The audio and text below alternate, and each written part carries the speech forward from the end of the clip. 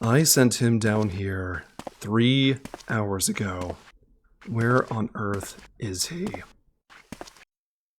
What on earth happened here? Hey, Professor, Mr. Scribe, sir.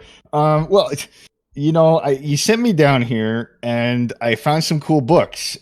You see, we were looking for something about 11. I don't know, but there was some books here, and it said Bahamut, right? And so I read that one, and then I found a couple more about dragons, and then a couple more about Mericidia. And you see, all the ones around me are actually about that. And I forgot about what we were doing before that. We were trying to understand the esoteric differences between collision of spheres and worlds based off of the now debunked theories of shard relocation. I have no idea what any of that meant. However, I learned so many cool things. Like, did you know that Solar Bahamut is actually... Yes, I am well aware of that potential information, and I would thank you to join me back in the study upstairs. Oh, okay, all right. But is it all right if I bring one of these? They're a good bedtime story for later. I will read you a Bahamut book for bedtime, yes. Okay, thanks. All right, let's go. Hello my friends, and welcome back to another video on Final Fantasy XIV. But today I am joined by someone very special to not only the 14 community, but our own little corner of YouTube in general. Today I am joined by Larryzaur, who has just returned from his brief hiatus from content creation and is already making waves with amazing content. It's good to see you again, Larry. Well, thank you. Hello. I don't know about amazing. It's kind of garbage in general, but thank you. Oh man. No, well, I've always been a long fan. Like, long before I even made my own channel, my friends and I always made jokes from your content, so I consider you to be great. No, wait, I medicated myself. I was going to say that this is just going to be me gushing about you gushing about like watching my stuff, because that's usually how it goes, because I'm a fan of your stuff as well. So it's really cool to be on here, and also being next to your character like this in the library is really neat. Yes. Fellow casters, yes, in solidarity. It's very cool. So thank you for having me. I'm excited to chat about stuff. Exactly. So, our viewers might be wondering what our conversation is today. And I believe the topic most appropriate, not just for me, but for someone like you who's been working on his own material lately, is the topic of storytelling in general. And not only storytelling in Final Fantasy XIV, but what storytelling means to us. And that will lay the groundwork for everything we discuss afterwards. So, I will get the conversation started and explain to everyone that essentially, aside from just being a lore channel, which I enjoy doing, storytelling has always fascinated me, just as a general concept. Humanity has been sharing tales with one another for as long as history can remember. History is essentially the sharing of stories. Even back during the Unga Bunga days of our ancestors, when they would pantomime to one another to still explain things and to watch how stories evolve across different continents, countries, histories, and heritages, just seeing them blossom in their own way has always fascinated me, which is why I studied stuff as far east as Japanese scripture, to Sanskrit, to, of course, the theater plays from Europe. I mean, wow. I've just been a huge story nerd for my entire life. Odd for a lore guy. You're right. Have you did you go to school for that stuff? Because I think I remember you talking about that you went to school for something along these lines. I did, is that actually. What you did? Yeah, I got my degree specializing in just... it wasn't a creative writing degree. It was technically an English degree that focused on the evolution of not only the English language, but the evolution of storytelling through different media and methods. That's so cool. So you are not only the Final Fantasy XIV lore master, but you are the educated Final Fantasy XIV lore master. You have qualifications. I did study. I'm not just blowing smoke out my butt half the time. As That's fun as that cool. would be. But yes. No, yeah, it's always interested me. And I feel blessed to live in the current era that we do, Larry, because video games, in my own personal opinion, represent the next stage or the newest stage of artistic storytelling in human history. An interactive form of storytelling. Yeah, so, I'm just smiling from ear to ear here because you are speaking my language. Exactly. It feels surreal because, of course, we have books, we have plays, we have music. All these different ways to communicate tales. And now we have video games. And we're lucky enough to be born in the age when it's happening. I know.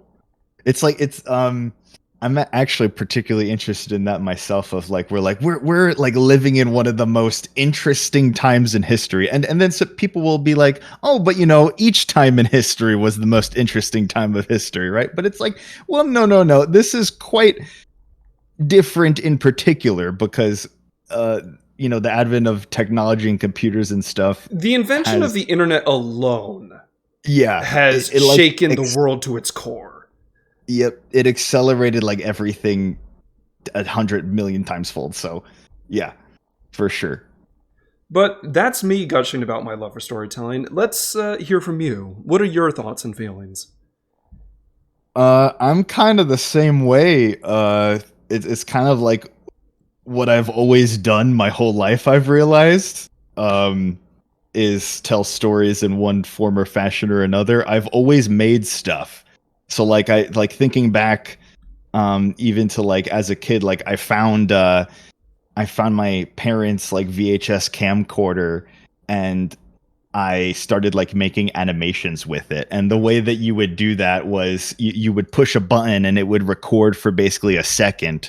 And so I would draw frames and point the camera at the paper and take a 1 second recording and then do that, over and over. And because it was a video, you could add sound effects. So I would draw like robots or use with my Bionicles or Legos and stuff. Oh, I would make like Bionicles. Bionicles are so cool. I knew you would like Bionicles. You're like the target audience for Bionicles. I would make like robot sounds and I'd be like, and so the video would just be that. Like, I think we would have been best friends growing up. Yeah. Yep. I just made like really dorky stuff like that. It was so fun. And then like, I even like dragged my friends into it. Like we would make videos in the backyard, and I just wanted to make stuff and tell stories and share it with people. So my poor parents, I'd be like, "Hey, watch this thing," and it's probably like really like lame, but it's fun to share the stuff that you make. It could be hard sometimes, but I just get a lot of enjoyment out of that. So that's kind of like my love for storytelling stems from that, of just the desire to make things that are in my head and share it with other people. Is just really fun to me. I mean, that's and then the other thing, art and creativity, really. Yeah. And then the other thing that you pointed out of like since the Unga Bunga days, that just reminds me of at Epcot, dude. The Epcot ball ride, Spaceship Earth. In the beginning, it has like these cavemen drawing pictures and telling stories. So I just had that visual. Well, I mean, it's true. Storytelling is one of the old, storyteller profession is one of the oldest, like, monikers in humanity. Right. Yes. So that's why, like, I've always loved it as well, because, like you said, it's been with us forever, and it's like one of the things that ties cultures together, and people could have like a shared history, and there's so much to it. So 100% like that. That's why I like it a lot too. No, yeah, it speaks to us in a way that few other things do. Yes. But speaking of the fact that you were making fun little videos in the time, or that is to say, but rather in the time that you've been away from content creation and YouTube, you haven't been idle. You haven't just been sitting around doing nothing. In fact, a lot of people don't seem to know or appreciate that you've been making your own game. Huh. Yes, a little too long, really. This is like a big problem of mine that I'm fully aware of, by the way, because I have been aware of this from the beginning of making this game. So it's been technically I've been working on the game for like 4 years now, I think, actually, which is too long. Don't recommend it. If you're gonna make a game, try and finish it in 2. Limit the scope. But that's what I did from the very beginning. I had this big giant idea, and I was cognizant of the fact that I had to limit the scope or it would scope creep and be too big. And so I like halved the idea and halved it again and halved it again and cut and trim stuff away that I don't really want to cut, but you have to in order to finish it. And still it's too big. So that's basically like, what I've been doing is managing that and getting it to a manageable chunk that I can finish. And so it is on track of where I need it to be in order to make it possible to finish. But I have underestimated it for sure. For those interested in knowing what the game is, what is the name of your game? Yes. So my game is Not Only 9. You play as a cat in the afterlife, and the story is about they want to save their human, and so you have to journey. Their human is sick, something happened to their human, and now the cat is in the afterlife in their stead. And so the cat is journeying to the center of the afterlife in order to gain control of this place called the Tower. And they're told that the Tower will be the way in order to save their human and return to them. So that's the general premise. I don't recommend making an RPG for your first game.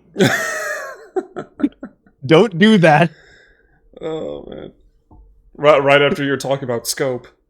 Yes, it's particularly bad.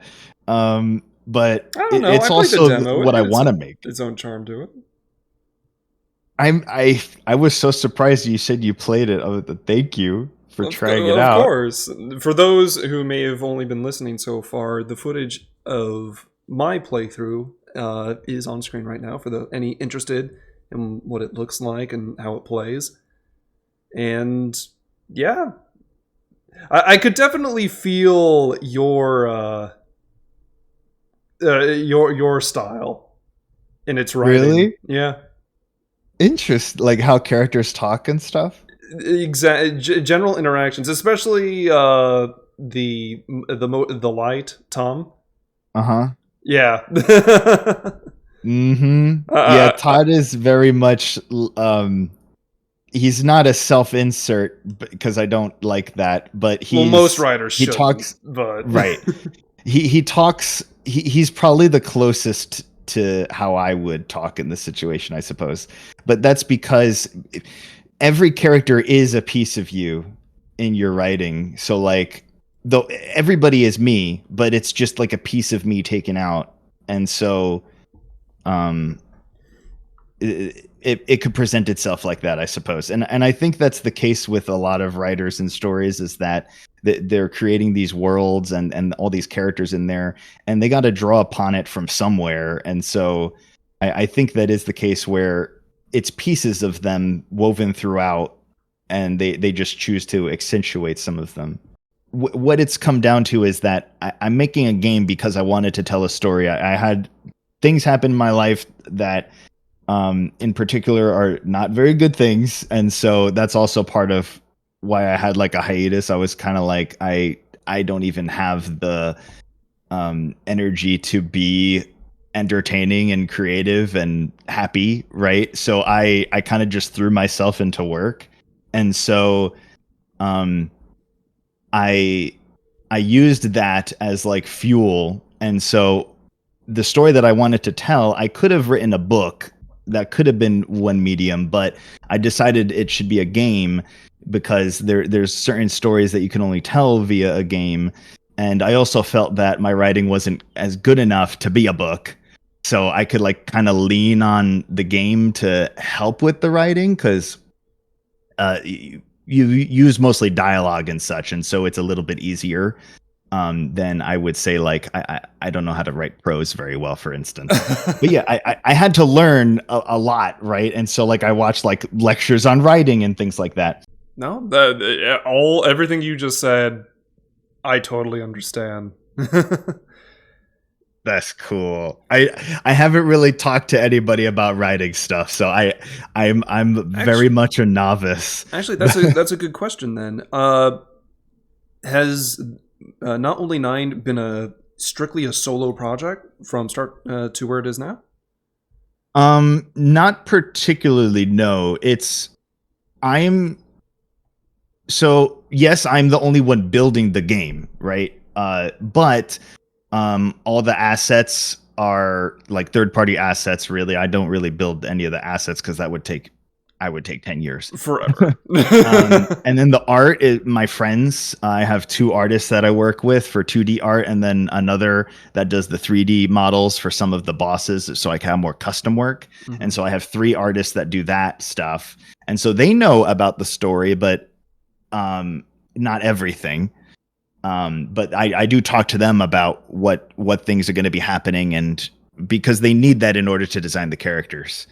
So imagine trying to tell your 3D designer, it's like, well, I don't want to spoil the final boss. Yeah, that doesn't work. Yeah, no, they know everything. So like in terms of like things that happen, they know, and in terms of like general like motivations and stuff, they know that, and what the characters like and dislike, things like that, they'll know. And so that helps them be able to design them and their emotions and things like that.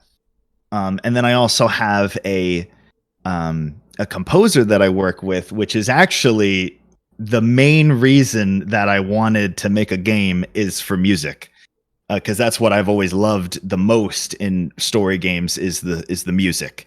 And so my composer, he's freaking amazing, and he knows pretty much everything. Because I have to, because the way that he composes is he needs the story in order to make the song. And so he has that in mind as he's creating it. Oh, totally. Like music helps to set the tone. So he has to know like what feelings the notes should be trying to tug.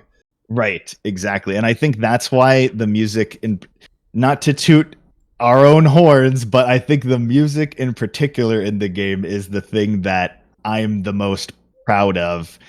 Not only the song itself, but how it's used in the game and where it's happening in the story and things like that.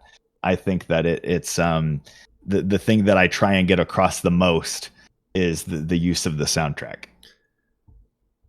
I'm reminded of the work that I believe Toby Fox, the guy who does the Deltarune and Undertale stuff. Yep. It's like amazing games, but what really drew people in was his amazing use of music and sound design. Yes. So for sure. Not just getting to play your game, but experience the music that you and your friend have written for it. Demo is on Steam right now, ladies and gentlemen. It is. You could play it. You can play it. Undertale was a very large influence, in particular for the music, yes. Because I remember, no spoilers at all, but the first boss in Undertale that you fight, the music just completely blew me away. I wasn't expecting it at all. And so, and from then on, it just ramps up, right? And so, because it kind of starts, like, the songs kind of start, I don't know if chiptune is the right word, like 16-bit kind of music, and then it gets to like this orchestral arrangement, and it kind of just punches you in the face. So it like starts out as typical video gamey music, and then Yeah. it just dials it up to 11 and refuses to go back down. right, exactly. And it kind of like it comes in waves, but like in particular, the thing that I took from Undertale and his use is I forget what this is called. There's a word for this, but it's taking the melody of a song and using it elsewhere. And I basically like really utilize that with my composer. I should try and find the name of what that's called. But basically, like you'll have like a character theme, and this is actually combining like my love for Kingdom Hearts too, because Kingdom Hearts soundtrack is also like top tier for me. Is that what the choosing 3 weapons at the start of the thing? Yes. I immediately thought Kingdom Hearts, and it's like, pick a weapon, now discard one. Yes, that is my Kingdom Hearts reference, because that struck me as a kid playing Kingdom Hearts for the first time, and you're given this choice of 3 items, and then it goes, okay, now what do you give up? And that just blew me away. I'm like, what do you mean I have to give something up? And so I just really liked that. So I stole it like a writer does.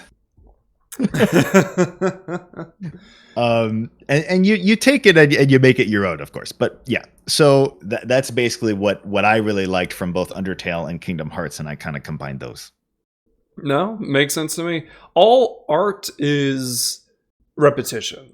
There's a saying that me and my friend like to use, and it's, there's nothing new under the sun.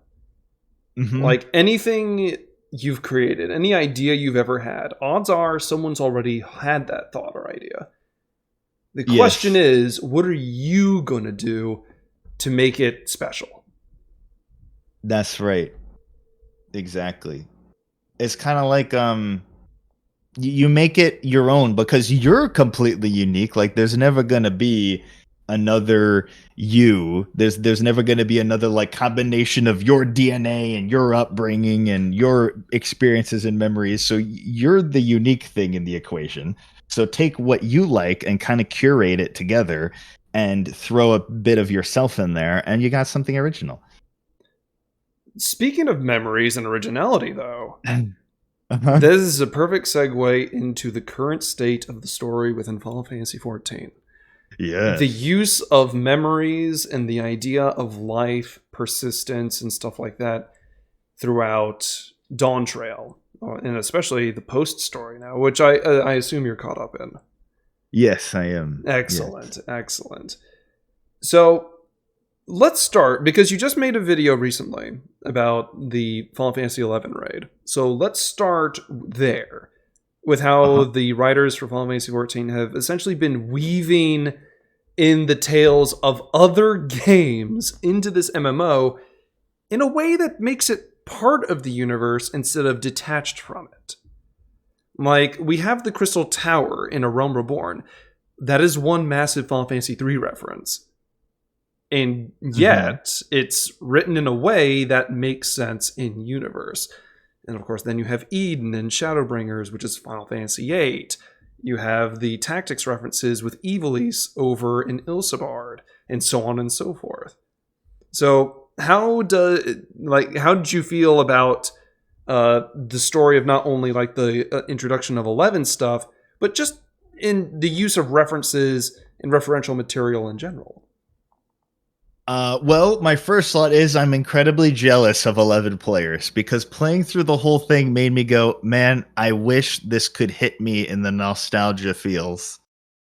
Because I could just imagine having played 14 for all these years, and now 20 years later in Final Fantasy 20, the MMO, they start bringing in 14 story. I think that would just make me so emotional. So first, I was very jealous about that.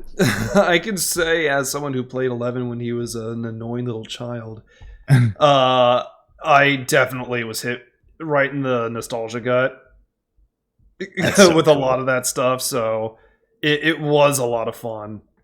Like all the little reference, the little speech bubbles that popped over the NPCs, saying random video game jargon. I shamefully remembered what every single text meant. Aw. Even when like the line of dialogue wasn't complete, I was able to fill in the blanks. Aw. Is it kind of like talking as if like community things, like, you know, like we have like is Pazuzu up, like that kind of thing? Exactly, that kind of stuff for sure. Oh, that's so cool. That's really, really neat. So that's a testament to them doing it right. Like they could have done it wrong. And so I feel from that review of it, basically they did it right, I feel. Right? Is that how you would say? Like if they were to, out of all the different ways they could have done it, one way being near, did they do it right? Me personally, as a lore individual, I actually have to keep my final thoughts like reserved until I see how the rest of the story goes. Mm-hmm. Like it all depends, because they've caught my interest for sure, and I have plenty of theories on what's actually happening. But it all depends on how the writers choose to stick the landing. Like, yes. What's the big reveal? Was I right, or is it something out of left field? That's the big question. And once that question is answered, I'll be able to confidently say, like, yes, this was the way to do it.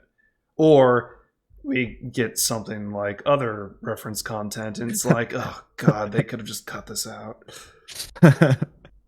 As much as I love Nier, by the way, I freaking love Nier. In particular, OG Nier, Gestalt, and Replicant, I love. And so having it in 14, I also really enjoyed.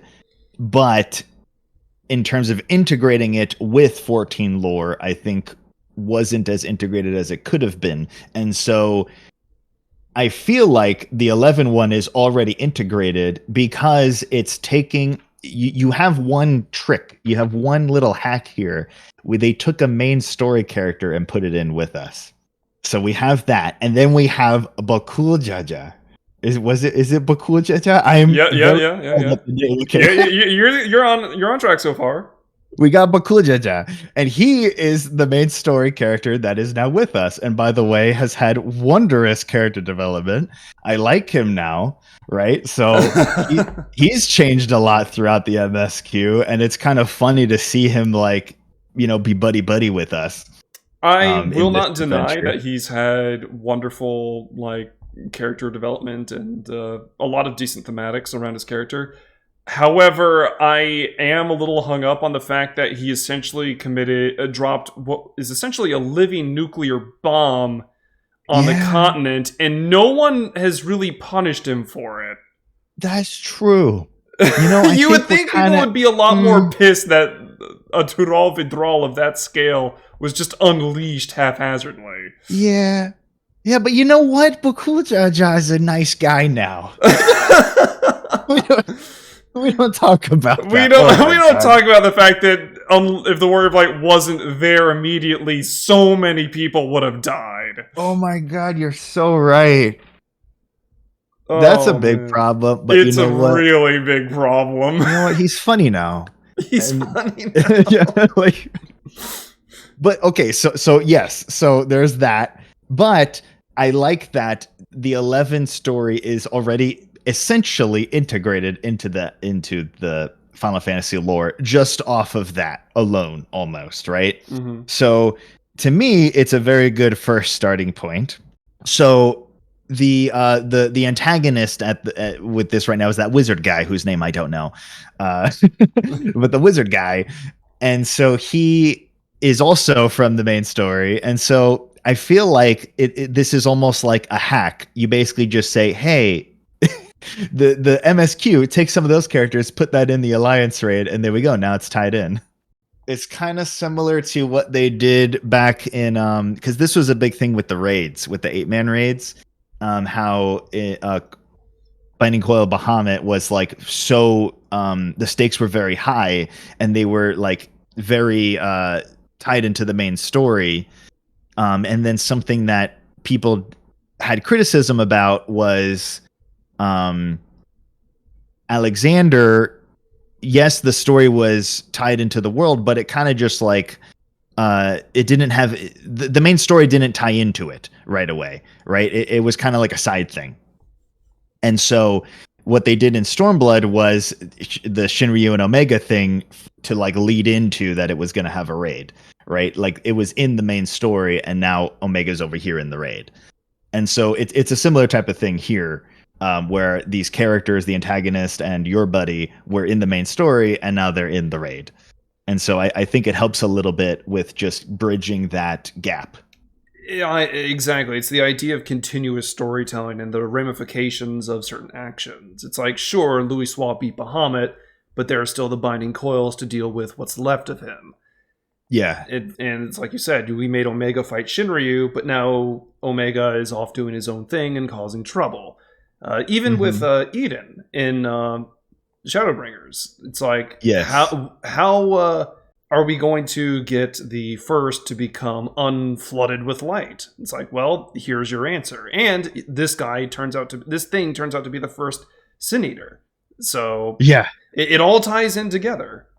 There's a lot to say on that too, so I think we could come back to that. But for the 11 raid, I think so far it's been done well. As an outsider of not playing 11, I feel like it is well integrated into the story and well integrated into our lore. And so I am invested and interested.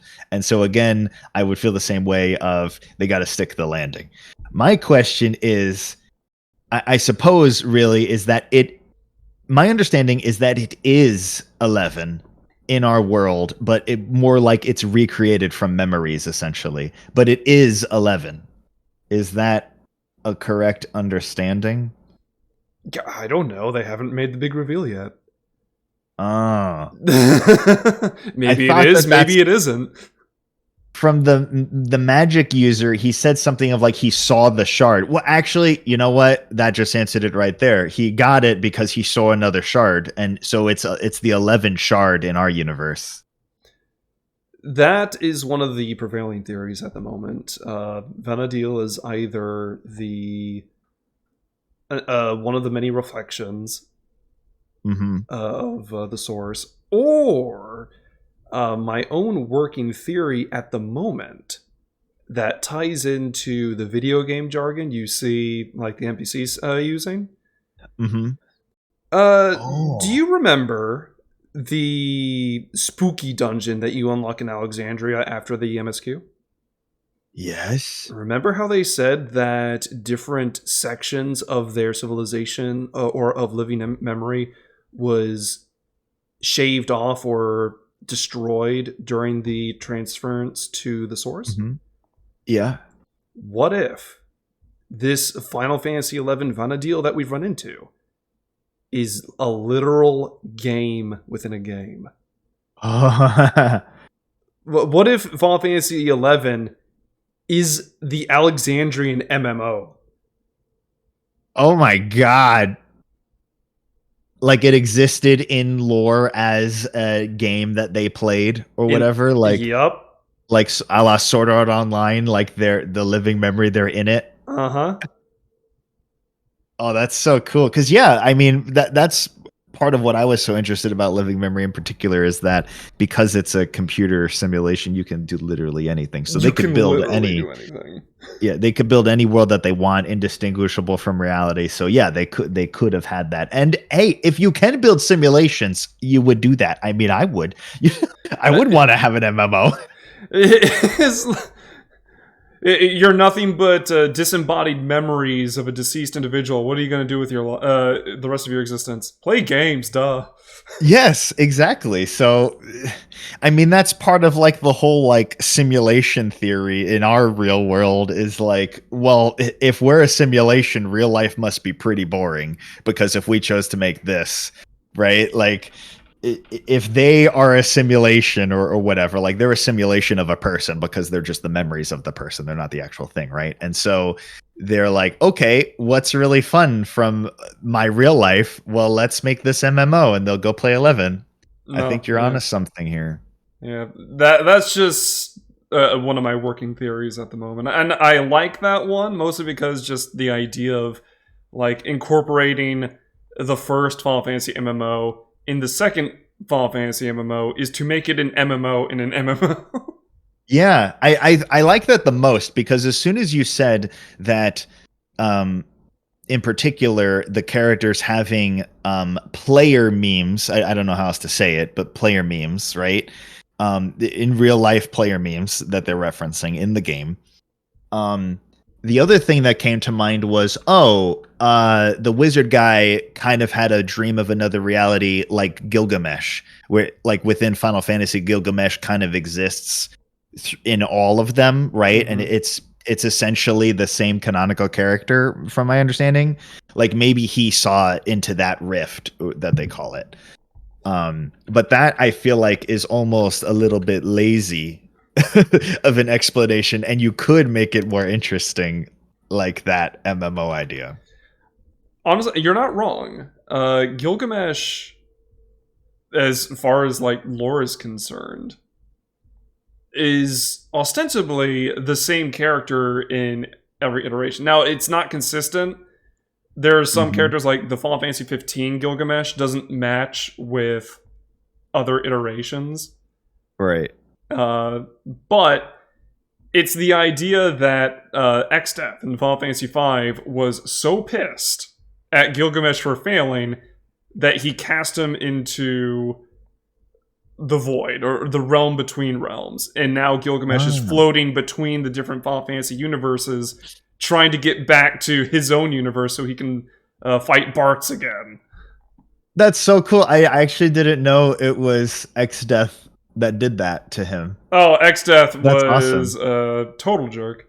Angriest, evilest tree in existence. Well, that makes a lot of sense. He was a total jerk because, he was the first Savage Raid with the door boss, and he was a big old jerk with his black holes, I remember. But a very good fight. Very good fight. But yes, I think that makes a lot of sense too, because yes, like sometimes the Gilgamesh will be like, no, this is a standalone Gilgamesh. But like, I saw the Gilgamesh in 16 as well. I'm like, this is Greg. It's just Greg from 14 too. Like, this is so cool.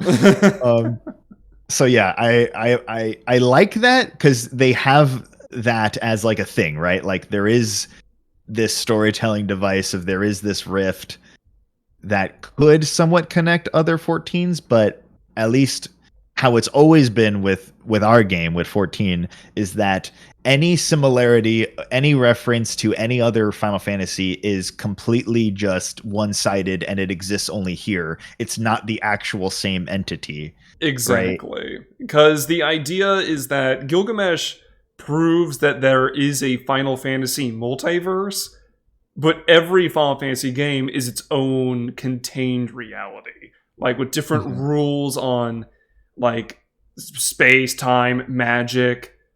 Like, there are some magic systems in other Final Fantasy games that are completely contradictory to other Final Fantasy games. Right. So it wouldn't make sense for them all to be part of the same universe. So Juno, I've heard about just because it's like an area that you would like venture to, and it was like a cool thing that you could do where you would just, it was like a road to Juno was difficult. Are there other areas in particular from 11 that have like a history to them, or like people remember fondly? Volcom Dunes. What was it called? Volcom Dunes. It's a location where a whole lot of low-level players would group up and party up to fight fish on the beach to level up. Interesting. And if there was a high-level white mage nearby, you would either, 1, pay them to follow you around and raise people if they die, or 2, beg on hand and knee that they'll come back when they're needed. That's so cool. This is old MMO mechanics. This is old MMO stuff where being part of a community was really important, and being a high-level anything in Final Fantasy XI back in the day, like, carried weight. Like, if that's so cool. If someone was a top tier healer, you treated them with respect. Not like today. Not like today, where you're like, Like, that healer, you're bowing as they walk past you, just in case you ever need that raise. That's awesome. That would have been like kind of funny if the 11 raid didn't work with the duty finder. You had to make a group on your server. Oh, that would be they hilarious. would never do it. But I wish they could incorporate something, like even maybe during the quest of unlocking the next one or something like that, where it has like those old MMO elements. I don't know how you could do it, but it would be cool to have a nod to that. So back to preservation and the MSQ with the souls and stuff. I wanted to ask you about the most recent story development and how it ended on a very terrible cliffhanger, because I don't know who this Sphene is, whoever is using her like frame or whatever it is, right? Their body. Mm-hmm. Do you have theories? I do have theories, and let me start by saying I was really mad when the story decided to stop. Because I was sitting there going like, it just started to get good, and now you end it? I know. You're kidding me. Yeah. Up to then, it was feeling... I was telling Eva when I was going through it, my wife, we were going through it, I'm like, this is feeling very A Realm Reborn to me. Like, just like the type of quest we were doing. And then not that in a bad way of just like... I mean, it wasn't a bad quest. It just didn't feel like it belonged in the MSQ. Yep. But exactly. It felt like, hey, Warrior of Light, Savior of Worlds, go do this. Like, it felt like that again. Exactly. Also, with the guy going from, okay, let's go reach an agreement with the local tribes on, like, the migration of their animals and stuff. Yeah. To I'll die for these cows! Yeah. Like, wow, that escalated quickly. Yeah, he really liked them. Yeah. I don't know. That did feel kind of sidey to me, because right before that we were getting into some good stuff of like dealing with Alexandria having to now mourn, right? It's their first time dealing with death in forever, and they're like, wait a minute, how do we deal with this? Like, somebody we know died and we're sad. How does that work? Like, they're learning how do we deal with this? Meanwhile, the rest of the world's looking at them like they're stupid. Yeah. Mm-hmm. Like, it makes complete sense, right? Like, 100% it makes sense of like, they don't know how to even they don't have the tools to navigate those feelings. They're emotionally stunted. Yes, exactly.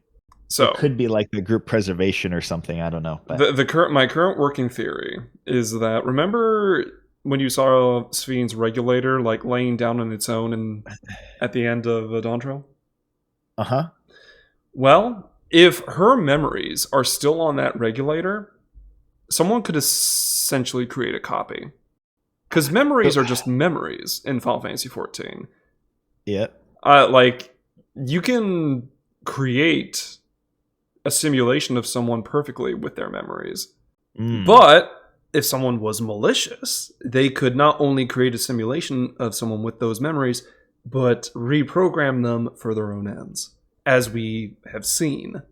So it could actually be her with her memories, but, reprogrammed and such. Exactly. Well, if the Sphene we encountered at the end of Dawntrail truly was just memories, then that does mean that it wasn't the Sphene. It was a Sphene.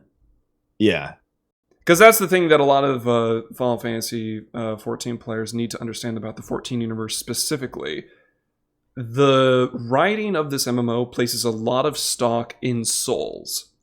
Mm-hmm. Like, having a soul or not having a soul is essentially the defining feature between something being considered alive or an automata. Mm-hmm. So right. That's like that's the line. And if something is just memories, well, you can multiply that, recreate it, do whatever you want with it, because it's just memories. And memories, Yeah. as we all know, can be fabricated. So that also goes into just the residents in general. The endless are when they die. Okay, well, not the endless, but regular people, right? The regular residents living in Alexandria with the regulators. When they die, their soul goes away, and they are replenished with a new soul, and that's how they continue. That is no longer them, right? Like in 14's definition of what is a living being, even if they have the memories instilled back in them via the regulator, they had a new soul injected into them. Or are they using the soul as a battery to then replenish the energy of their own soul? The translation isn't 100% clear, if I'm remembering correctly, but you're right on the latter half. The soul cell takes the death for them, essentially. Okay, it kind of like jumps in, and it's like a fail-safe of I am staying me. My consciousness is still intact. Like, I am me, and I had a soul of somebody else burned away in order to give me a extra one life, a la Mario. Okay. Exactly. They're getting a +1 with every soul cell, essentially. So then our understanding, the way we could think of the residents, is that is them. They're just burning other people's souls to continue. Yeah, they are like. Remember when Wuklamot's like adopted mother like was passing away? And how her memories went to living memory, but her soul went into the system? Yes. Anyone could be walking around with her spirit right now. Right. Right. Grandma's in a soda can over there.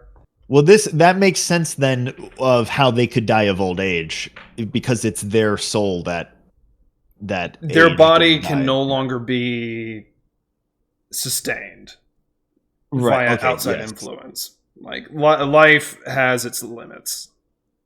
Yeah.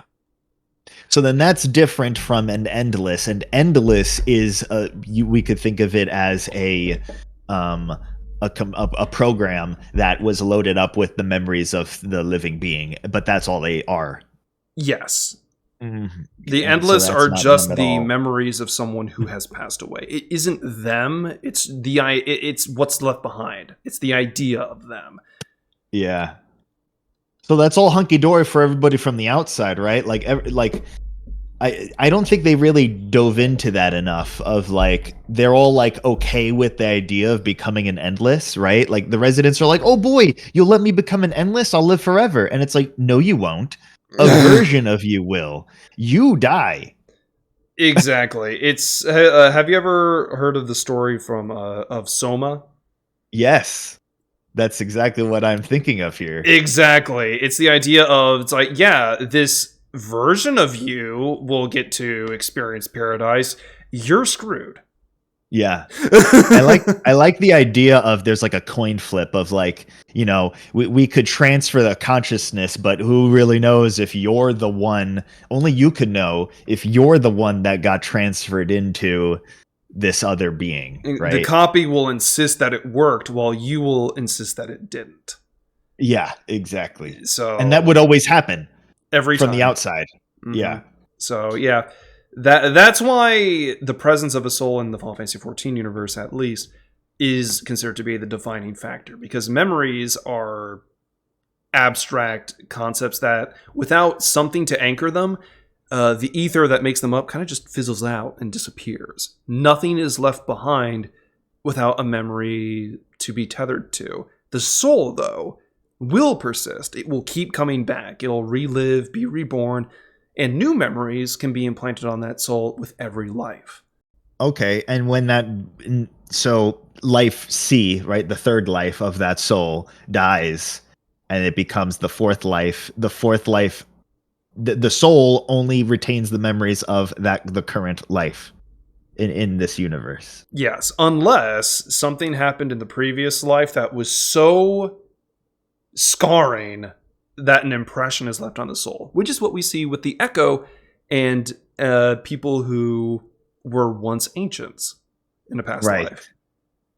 Because the final days to them was so traumatic that they can't help but not remember. Yeah. Right. And that's how they can use the Ascians were using the crystals of the seats to like make a soul remember. Yep. Right. It's kind of like that. Okay. But all of that stands to make a good question on today's topic. How does the storytelling in Dawntrail make you... how have you enjoyed it so far, as opposed to, like, let's say, the start of the story in the Heidelin Zodiac arc in, like, A Realm Reborn, for example? Like, how do you feel now that the story is starting to move down this path with Dawntrail? Mm-hmm. I'm not okay, I'll preface this by saying I am not too picky on stories in general. I try and take it for what it is, right? If a story tells me this is how it is, I go, okay, I'll give that to you and let's try and go from there, right? I'll give it the benefit of the doubt almost always and try and see where they're trying to take me. So because of that, I try and enjoy it from my first point of view is try and enjoy it. So I've enjoyed it. However, what I could say is like the first half of Dawntrail, I had a good time. It was fun, but I wasn't particularly invested in any kind of stakes. There weren't really stakes, right? It was just like meant to be fun. And so I'm like, okay, I'm along for this ride. This is fun. In the second half, I enjoyed that a ton. So basically, as soon as we hit like 95, the Sky Deep Sea Note just completely like floored me. Particularly for personal reasons too, because it's dealing with basically lost children, and so that one kind of like when I was in that dungeon, I was like, I don't even like really have words right now, and so like that really hit me on a personal level. And then after that, it just kind of like ramped up into this like really interesting at the time it was a side story and it became the main thing. So all I can say is I'm along for the ride right now, and I'd like to see where it goes. And that my general opinion is that we had a 10-year-long story that there's no way to possibly compete with that, and so I'm trying to be a blank cardboard right now. That's entirely fair, and honestly, I feel like that's how you have to look at it, because the only fair comparison at this point would be to compare Dawntrail to ARR, as far as Right. like story goes, because both are the start of their respective arcs, so to say. And it's hard to do that still. And that's what I've tried to do as well, is just be like, okay, it's like A Realm Reborn again, right? But it's not, because we have history with these other characters that are showing up. And so somebody who played through the other expansions, which you have to, by the way, because they could have done it where Dawntrail is a new starting point and you can start from Dawntrail, which maybe they should have gone that route. I don't know how it would work per se, but it would have probably had to change a little bit. But basically start from Dawntrail and now it's fresh again. But because we have all this storied history with these characters still, and with the world, and with us, right? Like our character itself has had so much development that you can't ignore either. And so We're it's very definitely difficult. not some fresh-faced adventurer anymore. Yeah, and so I know that they've said that of like, just think of this as like we're an adventurer now and we're just going on this new adventure. I'm like, yeah, you say that, but You're can't not ignore. wrong. I laughed my butt off back in like the post Endwalker story when essentially they were saying like, "Oh, Warrior of Light, you're just going to go back to adventuring? That's very humble of you." And then what story do you immediately get? The world's ending again. Yeah, It's like, oh, so much for adventuring. right. Yeah, the stakes did get high. That's very true. Like the stakes became high again, and I don't think we necessarily should have gone there yet. Like the whole Alexandria storyline, while I have enjoyed it a lot, I think it was actually a little too high of stakes. than it probably should have been. But if we had lower stakes and it was kind of just fun throughout Dawntrail, I think it probably would have been boring. I think a lot of people would have been bored. Honestly, there's no easy way to come off Nope. of a 10-year story like that. Like, Nope, it's impossible. you have some people saying, like, well, how are they going to top the Endsinger? You don't. Yep. You can't. Or rather, the writers shouldn't try to. Because, like we said, this was the culmination of so many different arcs, pathways, narratives, and to start over is to allow things to start growing again.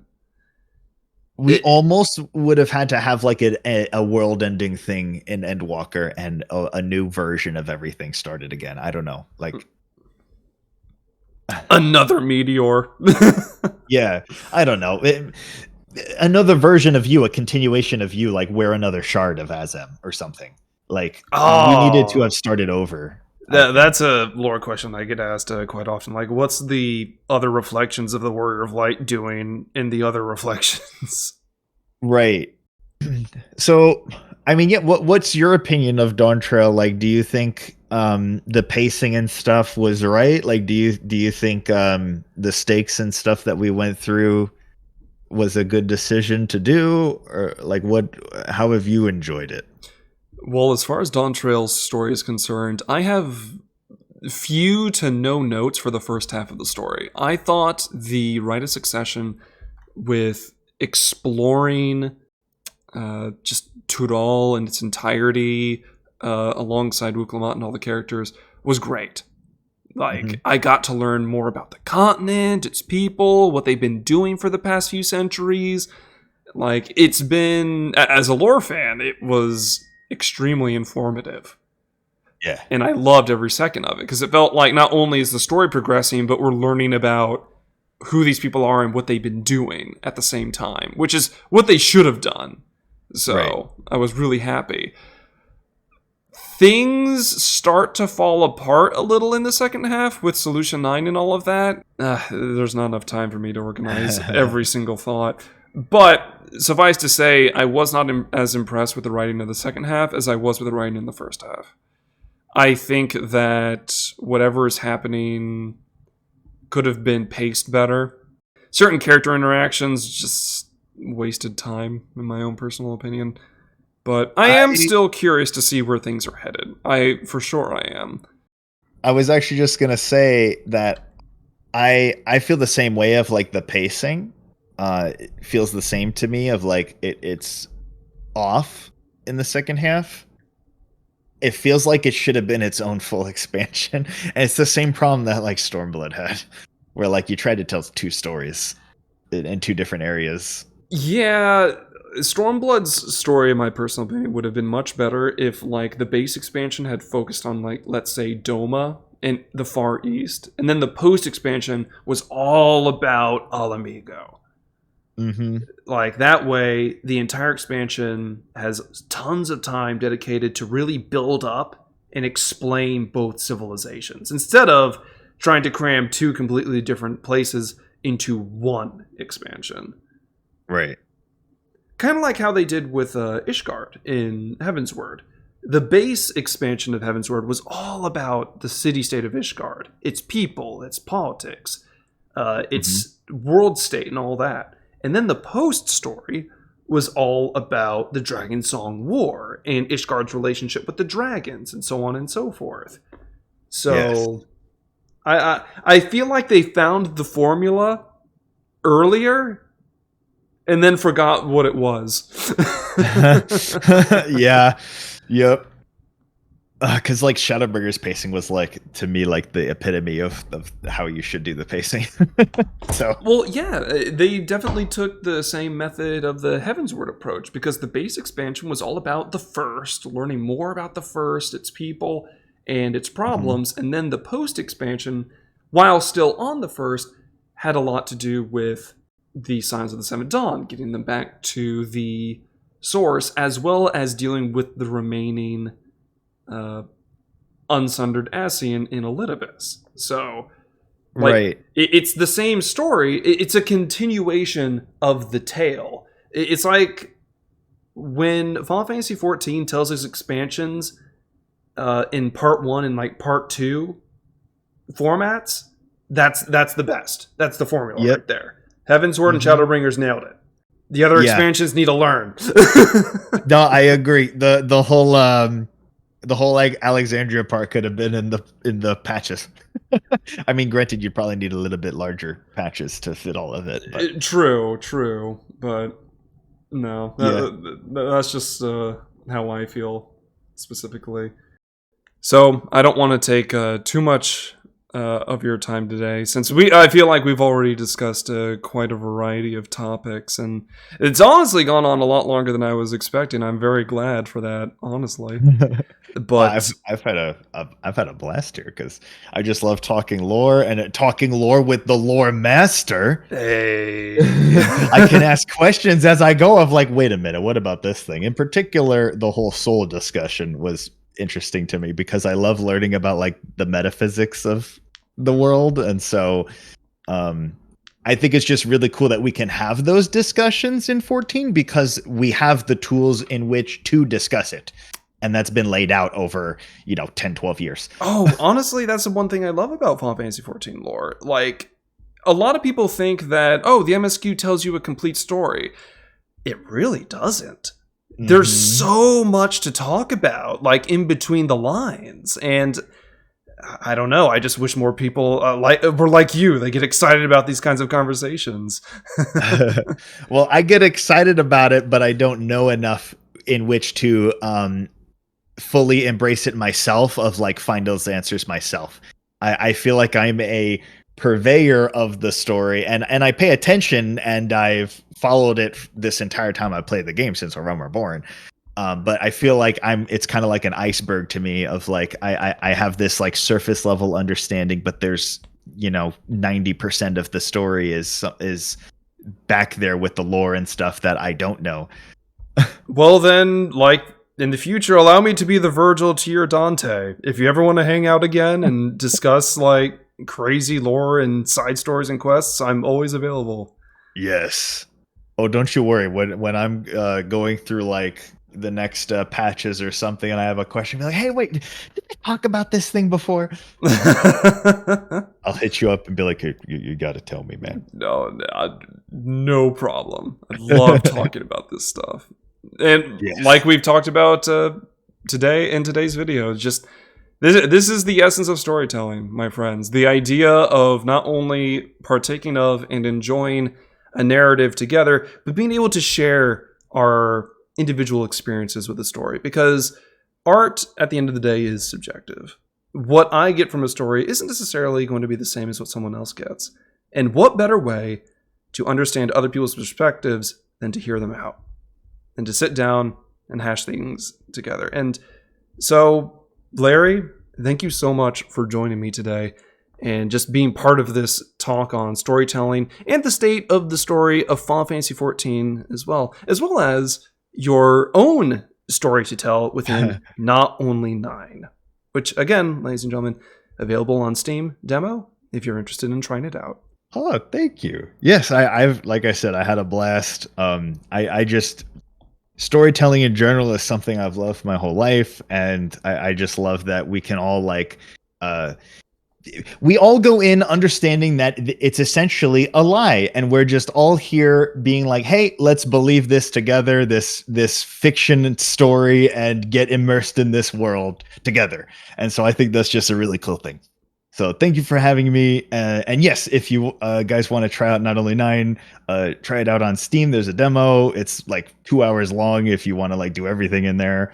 And you can wishlist it, because that's the thing that helps the Steam algorithm. Just like on YouTube, you could subscribe and like this video and leave a comment, and that helps the algorithm. Where can they find you, Larry? YouTube's on YouTube, Larryzaur, and then the other thing that I focus on is Steam and Patreon. So those are the three main things that I do: YouTube, game dev, and Patreon. So you can find me, Larryzaur, and all those things. And you will find the links to all of those down in the description below for those that are interested. Please, please, please subscribe to Larry's channel. He has been a massive inspiration to not only me, but other Final Fantasy 14 content creators for years now. I can't handle that. Hey, you're one of the biggest 14 content creators. I'm an OG at this point. I'm an old man, which is weird to say because I remember being the new one on the scene and getting really excited, being able to talk to the other creators and being like, "Hi guys." Well, now I'm that guy. Now I'm the new one saying, "Oh, it's nice to meet you." Well, it's kind of same vice versa though, because I've watched your stuff, and so it's cool to meet and chat with you. So just know. Some people are like, oh, look up to other content creators as like they're a senpai. And I just think of there was like a Odd Ones Out video where he's like, senpais have senpais too. Like, yes, it's very true. We just enjoy each other's content. We really, really do.